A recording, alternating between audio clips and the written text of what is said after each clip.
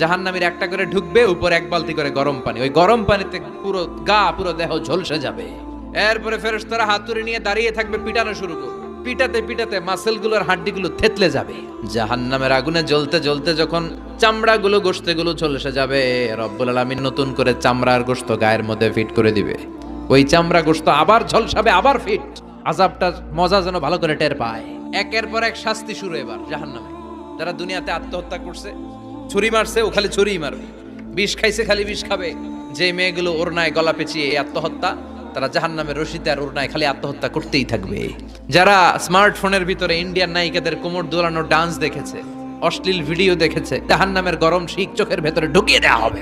যারা মিথ্যা বলতো, ওদেরকে এক লাইন জাহান্নামের ছুরি দিয়ে কুচি কুচি করে জিহ্বাটা কাটা হবে।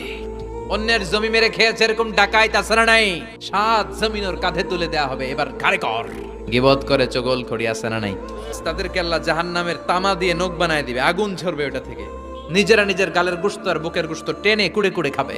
ওদের ব্যথার চিৎকারে পুরো জাহান্নামটা থারথার করে কাঁপবে। যারা যাকাত দেয় নাই, জাহান্নামের টেকো সাপ, যেই সাপ কামড় দেওয়ার সাথে সাথে দেহটা নীলাভ, 70 গজ জামিনে ঢুকে যাবে। আবার সাপ ওখান থেকে ছোবল দিয়ে বের করে পা থেকে পেঁচাতে পেঁচাতে কোমরে একটা টাইট। পারবেন সহ্য করতে? আল্লাহ জাহান্নাম থেকে তুমি আমাদের বাঁচাও।